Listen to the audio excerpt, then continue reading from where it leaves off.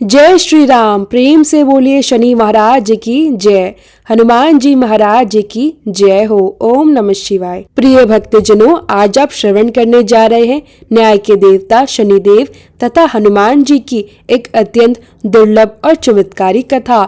पुराणों के अनुसार शनिदेव का एक नाम कृष्ण भी है। यह नाम स्वयं श्री कृष्ण भगवान ने शनिदेव को प्रदान किया था।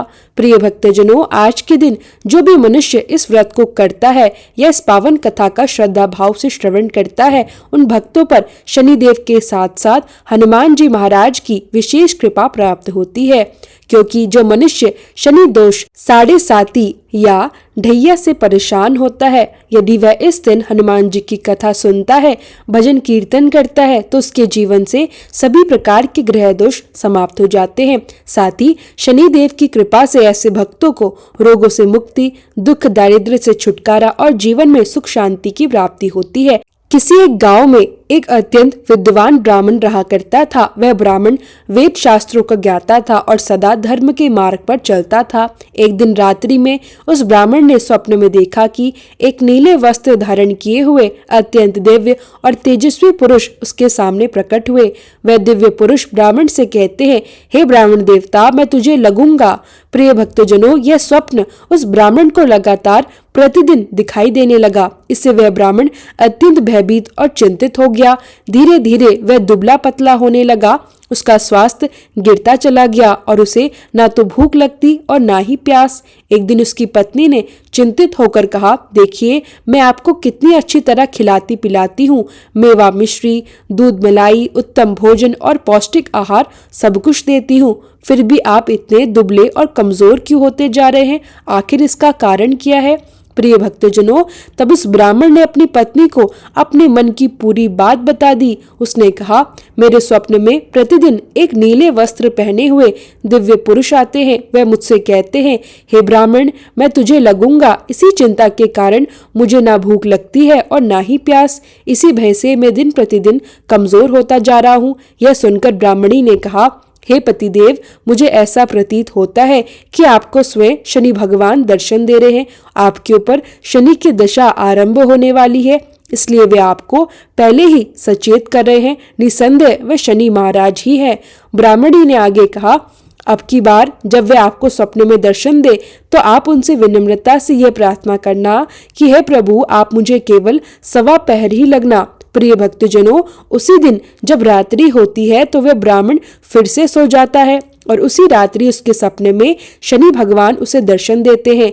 शनिदेव कहते हैं, हे ब्राह्मण, आज मैं तुम्हें लगूंगा।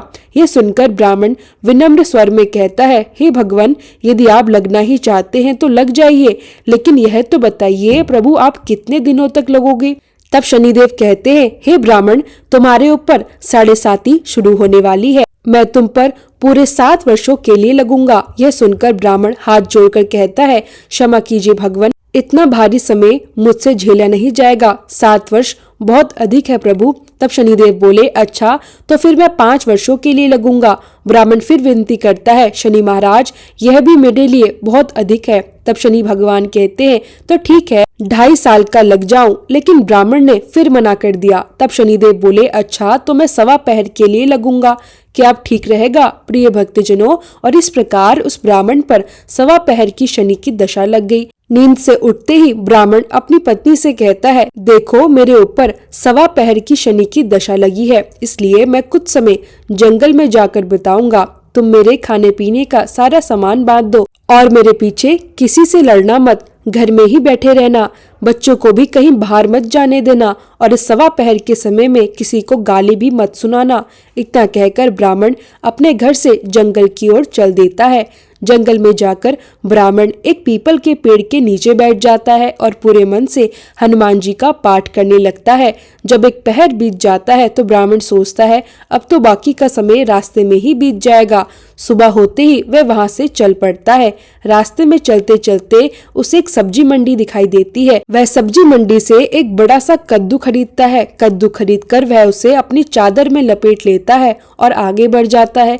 तभी रास्ते में शनि महाराज एक साधु का वेश धारण करके उसके पास आते हैं। साधु पूछते हैं, तुम्हारी इस चादर में क्या है? ब्राह्मण कहता है, हे साधु महाराज, मेरी इस चादर में कद्दू है। साधु कहते हैं, अच्छा कद्दू है तो जरा दिखाओ। जब ब्राह्मण अपनी चादर खोलता है तो वह आश्चर्यचकित रह जाता है। उस चादर में कद्दू नहीं बल्कि उस राज्य के राजा के पुत्र का कटा हुआ सिर होता है।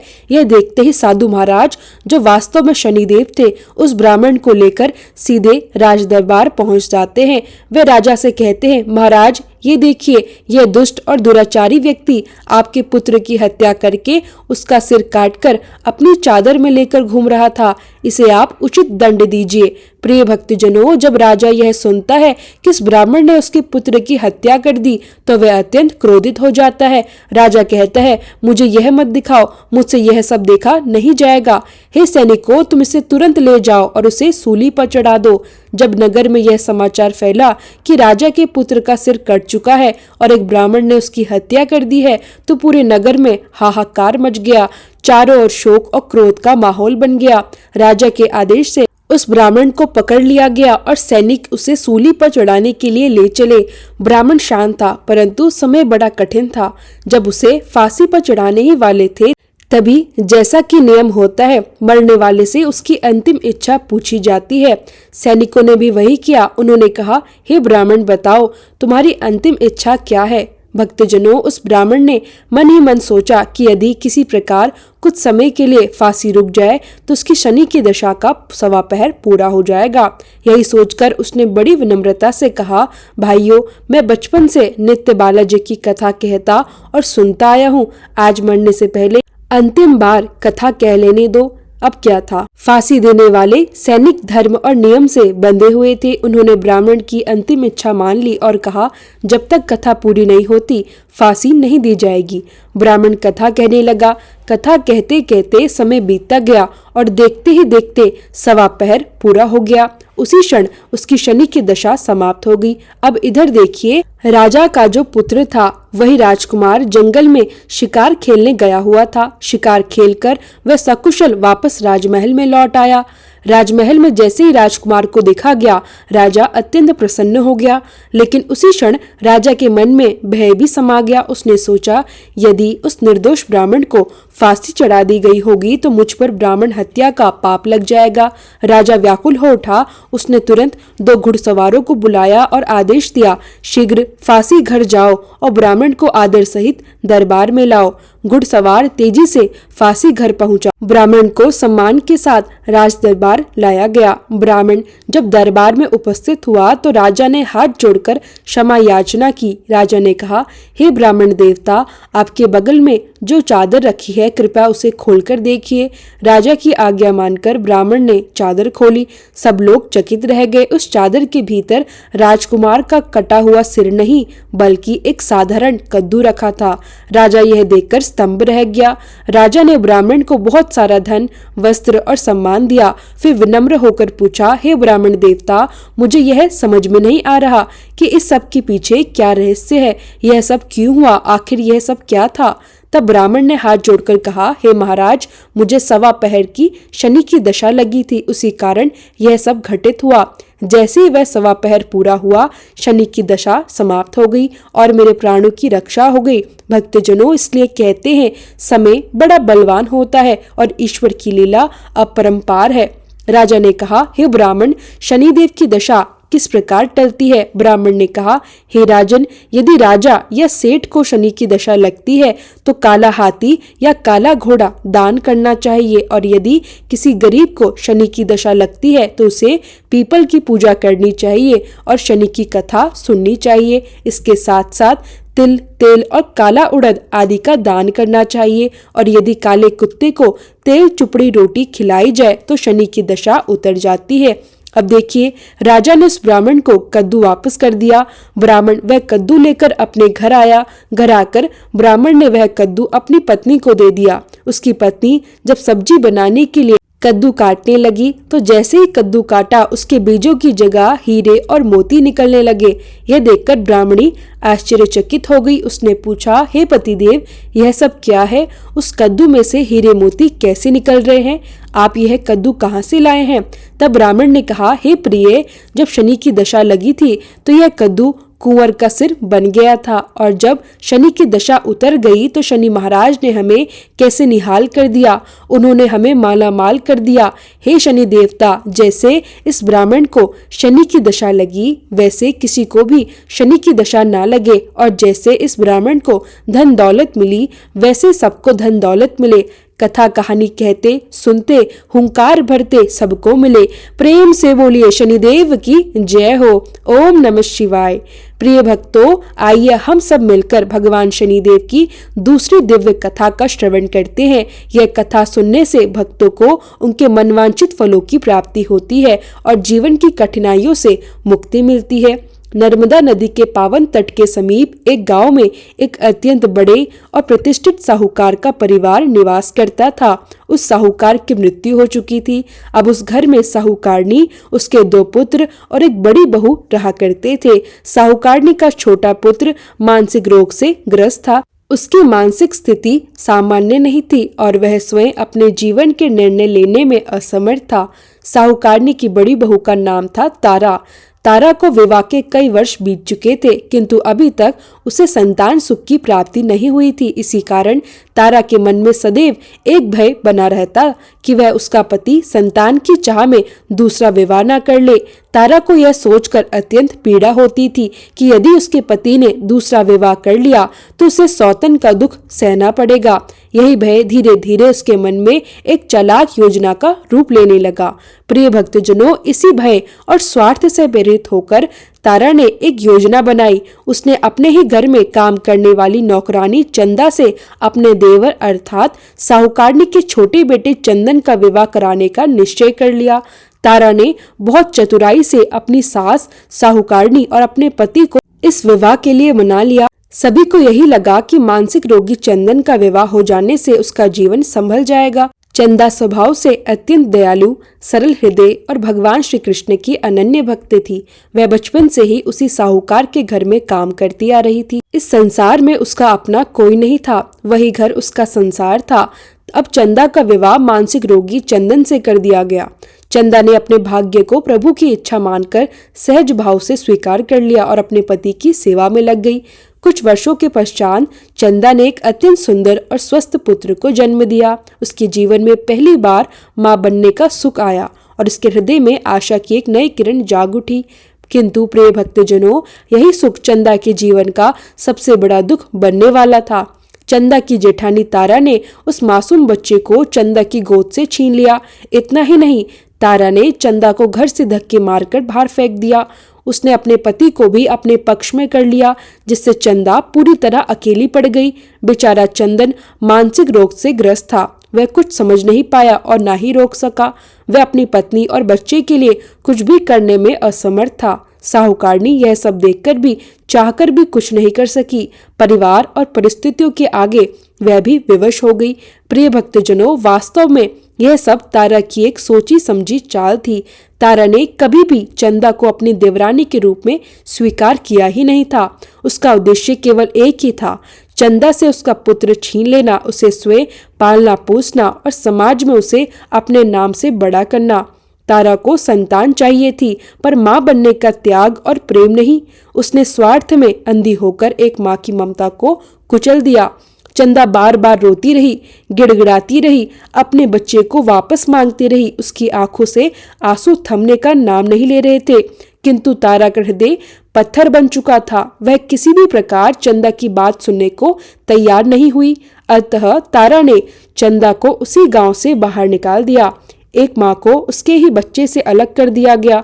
चंदा अकेली, बेसहारा और टूटे हृदय के साथ गांव की सीमा से बाहर कर दी गई।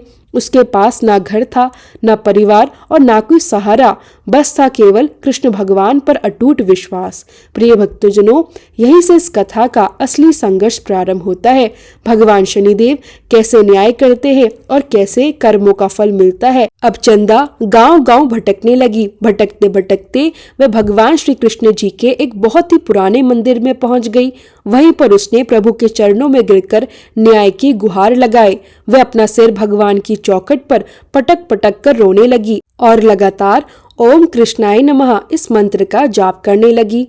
प्रिय भक्तजनों, उस बेबस स्त्री की करुण पुकार को न्याय के देवता शनिदेव ने सुन लिया। भगवान श्री कृष्ण के आदेश से शनिदेव तुरंत चंदा के पास पहुंचे। उन्होंने साधारण मनुष्य का रूप धारण किया और चंदा से कहा, हे बहन, स्वयं को इस प्रकार कष्ट मत दो। तुम भगवान श्री कृष्ण पर पूर्ण विश्वास रखो। नियमित रूप से ओम श्री कृष्णाय नमः इस मंत्र का जप करती रहो। तुम्हारा अवश्य ही कल्याण होगा। तुम्हारे सभी दुख भगवान श्री कृष्ण स्वयं हर लेंगे और शनिदेव की कृपा से तुम्हारा जीवन मंगलमय होगा। यह सुनकर चंदा का हृदय थोड़ा शांत हुआ। वह वही मंदिर में भगवान श्री कृष्ण की आराधना में लग गई। वह शनिदेव का ध्यान करते हुए निरंतर ओम कृष्णाय नमः इस मंत्र का जप करने लगी। प्रिय भक्तजनों, अब शनिदेव ने एक साधु का वेश धारण किया और सीधे साहूकार के घर पहुंच गए। वह घर के बाहर खड़े होकर अलख निरंजन इसका जाप करने लगे। तभी घर के अंदर से साहूकारनी बाहर निकली। उसने साधु महाराज को भिक्षा दी और पूरे श्रद्धा भाव से उन्हें प्रणाम किया। तब साधु रूपी शनिदेव ने कहा, हे देवी, मैंने सुना है कि आपके घर में कोई मानसिक रोग से पीड़ित है। मैं पिछले 7 वर्षों से हिमालय के घने जंगलों में भटक रहा हूँ। वहां से मैंने बहुत ही दुर्लभ जड़ी बूटियां एकत्रित की हैं। ये जड़ी बूटियां हर प्रकार की रोग को समाप्त करने की शक्ति रखती हैं। यदि आप चाहें तो मैं आपके घर के रोगी को पूर्ण रूप से ठीक कर सकता हूँ। प्रिय भक्तजनों, यह सुनकर साहूकारनी के चेहरे पर आशा की किरण जाग उठी। उसने हाथ जोड़कर कहा, हे महात्मा, अहो भाग्य जो आप हमारे घर पधारे। महाराज जी, मेरा छोटा बेटा दिमागी रूप से बीमार है। कृपया आप उसे ठीक कर दीजिए। आप जो भी चाहेंगे मैं वह आपको सब दे दूंगी। कृपया घर के अंदर पधारिए। साहूकारनी साधु महाराज को आदर पूर्वक घर के भीतर ले गई। उसने अपने बेटे चंदन को साधु महाराज के सामने प्रस्तुत किया। चंदन अब चंदा के चले जाने के बाद बहुत ही दुखी रहने लगा था। उसकी मानसिक स्थिति लगातार बिगड़ती जा रही थी। साधु महाराज ने अपने कमंडल से जल निकाला। उन्होंने इस जल को मंत्रों से अभिमंत्रित किया। फिर वह जल चंदन को पीने के लिए दे दिया। जैसे ही चंदन ने वह जल पिया, वैसे ही वह बिल्कुल ठीक हो गया। उसका चेहरा प्रसन्न हो उठा और उसकी आंखों में चेतना लौट आई। इसके बाद साधु महाराज ने साहूकारनी तारा को बहुत समझाया। उन्होंने कहा, देवी, तुम चंदा का बच्चा उसे वापस लौटा दो। अपनी भूल को स्वीकार कर लो, अन्यथा इसका परिणाम बहुत भयानक होगा। लेकिन साहूकारनी तारा ने उनकी बात नहीं मानी। वह अपनी गलती स्वीकार करने के बजाय उल्टे साधु महाराज पर क्रोधित हो गई। उसने उन्हें डांटने और अपमानित करने का प्रयास किया। तारा यह नहीं जानती थी कि जिस साधु का वह अपमान कर रही है वह स्वयं न्याय के देवता शनिदेव है। यहाँ तक कि चंदन के ठीक होने से तारा उससे ईर्ष्या करने लगी। इस बात से रुष्ट होकर भगवान शनिदेव की दशा तारा को लग गई और वह मानसिक रोगी हो गई। उसका एक हाथ लकवा से ग्रस्त हो गया। साधु महात्मा के बताए अनुसार चंदन अपनी पत्नी चंदा को घर ले आया और अपनी पत्नी, बच्चे और माँ के साथ हंसी खुशी जीवन व्यतीत करने लगा। तारा को शनिदेव ने उसके कर्मों का फल दिया और चंदा के सिर्फ ओम कृष्णाय नमः इस मंत्र के जाप से उस पर कृपा बरसाई। उसका बच्चा, पति और परिवार उसे वापस मिल गया। उसका पति भी पूरी तरह स्वस्थ हो गया। जय शनिदेव, जय जय शनिदेव महाराज। ओम नमः शिवाय। प्रिय भक्तजनों, अब जानते हैं कि 7.5 क्यों होती है और इससे लोग इतना डरते क्यों हैं। यह बात बिल्कुल सही है कि 7.5 के समय व्यक्ति को कठिनाइयों और परेशानियों का सामना करना पड़ता है, लेकिन इससे डरने और घबराने की बिल्कुल भी आवश्यकता नहीं है। इस समय कठिनाइयां और मुश्किल हालात अवश्य आते हैं, परंतु इसी समय व्यक्ति को सफलता भी प्राप्त होती है। बहुत से लोग 7.5 के प्रभाव से सफलता की ऊंचाइयों तक पहुंच जाते हैं। 7.5 व्यक्ति को कर्मशील बनाती है और उसे कर्म के मार्ग पर आगे बढ़ाती है। अभिमानी, हठी और कठोर व्यक्तित्व वाले व्यक्ति से यह समय बहुत अधिक मेहनत करवाता है। प्रिय भक्तजनों, साढ़े साती के 3 चरण होते हैं। साढ़े साती का पहला चरण नजदीकी रिश्तेदारों और जातक को प्रभावित करता है। साढ़े साती का दूसरा चरण व्यापार और गृहस्थी को प्रभावित करता है। साढ़े साती का तीसरा चरण परिवार और स्वास्थ्य को प्रभावित करता है। भगवान शनिदेव न्याय के देवता है। वह कभी भी किसी को बिना कारण दंड नहीं देते। यदि वे दंड देते हैं तो उसके साथ एक बहुत बड़ी शिक्षा भी देते हैं। जैसे एक माता अपने पुत्र की गलती पर उसे दंड देती है उसकी भलाई के लिए और उसे सही मार्ग पर लाने के लिए, ठीक उसी प्रकार शनिदेव भी मनुष्य को कर्म और न्याय के मार्ग पर चलने के लिए दंड देते हैं, ताकि वह भविष्य में गलत कर्म न करे और अपने जीवन को सरल और सार्थक बना सके। भगवान शनिदेव न्याय की साक्षात मूर्ति है। भगवान शनिदेव की पूजा और सच्ची भक्ति करने से व्यक्ति धन्य ऐश्वर्य से संपन्न होता है। वह सफलता की नई नई ऊंचाइयों को छूता है, जीवन में निरंतर तरक्की करता है, घर में सुख समृद्धि और वैभव का आगमन होता है और व्यक्ति का जीवन अत्यंत सुखमय बन जाता है। शनिदेव भगवान को प्रसन्न करने के लिए शनिवार के दिन पीपल के वृक्ष के नीचे संध्या समय दीपक अवश्य जलाए, कुत्ते को तेल लगी रोटी खिलाए, शनिवार को जल में तिल डालकर पीपल को अर्पित करे। इन उपायों से शनिदेव अत्यंत प्रसन्न होते हैं। साथ ही ओम कृष्णाय नमः इस महामंत्र का जप अवश्य करें। जय शनिदेव। अब सुनिए हनुमान जी की पावन कथा। पौराणिक कथा के अनुसार बहुत समय पहले की बात है। एक साहूकारनी थी, उसका एक बेटा था और एक बहू थी। साहूकारनी के पति की मृत्यु युवा अवस्था में हो गई थी। पति के चले जाने के बाद साहूकारनी अकेली रह गई, लेकिन उसका मन बड़ा ही श्रद्धालु और भक्ति भाव से भरा हुआ था। इसी कारण उसका एक रोज का नियम था। वह प्रतिदिन हनुमान जी के मंदिर जाती थी। साथ में वह हलवा पूरी और चूरमा बनाकर ले जाती थी। मंदिर जाकर वह बड़े प्रेम से हनुमान जी से कहती, कांधे सोटो लाल लंगोटो हनुमान जी, खाओ चूरमा और रोटी, मैंने तुम्हें दिया जवानी में, तुम मुझे देना बुढ़ापे में। वह पूरे मन से पूजा करती, हनुमान जी को भोग लगाती और फिर चुपचाप अपने घर लौट आती थी। अब क्या था, एक दिन पूजा करके जब साहूकारनी अपने घर लौटी तो उसकी बहू ने उनसे पूछा, सासू जी आप रोज चूरमा और रोटी लेकर कहाँ जाती हो? साहूकारनी ने बड़े सरल भाव में उत्तर दिया, मैं बालाजी के मंदिर जाती हूँ। यह सुनकर बहू को विश्वास नहीं हुआ। वह बोली, आप मंदिर में तो नहीं जाती, हमें तो ऐसा लगता है कि आप अपने खाने के लिए रोज चूरमा और हलवा बनाती हैं और चोरी छुपे कहीं जाकर खा लेती हैं। प्रिय भक्तजनों, सास अपनी बहू की ये बातें सुनती है लेकिन कुछ भी नहीं कहती। वह चुपचाप सब सह लेती है, लेकिन उसका मन भीतर ही भीतर बहुत दुखी हो जाता। उसे यह पीड़ा होती है कि वह सच्चे मन से भगवान की भक्ति करती है और उसकी बहू उसे चटोरी कह रही है। दुख के मारे वह अपने कमरे में जाकर सो जाती है। सोते सोते पूरे 5 दिन बीत जाते हैं। 5वें दिन हनुमान जी साहूकारनी के सपने में प्रकट होते हैं। वह प्रेम से कहते हैं, हे साहूकारनी, तूने मुझे जवानी में दिया है, अब मैं तुझे बुढ़ापे में देता हूँ। साहूकारनी हाथ जोड़कर कहती है, हे हनुमान जी, आज तो आप मुझे खाने के लिए दे देंगे, लेकिन रोज कौन देगा? हनुमान जी मुस्कुराकर बोले, हे साहूकारनी, मैं तुझे रोज दूंगा। अब क्या था, हनुमान जी की महिमा देखिए। वे साहूकारनी के लिए चूरमा, रोटी, हलवा और पूरी भेजने लगे। साहूकारनी चुपचाप वही चूरमा और रोटी खा लेती। इसी प्रकार 5-6 दिन बीत गए। उधर बहू के घर में अचानक अनाज खत्म होने लगा। घर में घाटा पड़ने लगा। धन, अनाज और जरूरी चीजें धीरे धीरे समाप्त हो गई। बहू ने सोचा, सास को 7 दिन हो गए हैं, मैंने तो उन्हें खाने को कुछ भी नहीं दिया, जरा जाकर देखूं तो सही कैसी है। अब देखिए, बहू जब सास के कमरे में जाती है तो जो दृश्य देखती है वह देखकर चकित रह जाती है। उसकी सास तो बिल्कुल स्वस्थ, मोटी और ताजी दिखाई देती है। बहू आश्चर्य से पूछती है, सासू जी, मैंने तो तुम्हें खाने को कुछ भी नहीं दिया, फिर तुम क्या खाती हो जो इतनी स्वस्थ हो? सास बड़े प्रेम से कहती है, मुझे तो हनुमान जी मीठी मीठी हलवा और रोटी दे जाते हैं, मैं वही खा लेती हूँ। अब क्या था, बहू तुरंत सास के चरणों में गिर जाती है। उसके मन में गहरा पश्चातावा होता है। वह रोते हुए कहती है, हे सासू माँ, हम तो आपके भाग्य का खाते हैं, हमारे घर में तो अब कुछ भी नहीं रहा। मैंने आपको खाना नहीं दिया, मैंने आपकी भक्ति को झूठा समझा, आपको चटोरी समझा, इसलिए भगवान ने मुझे दंड दिया।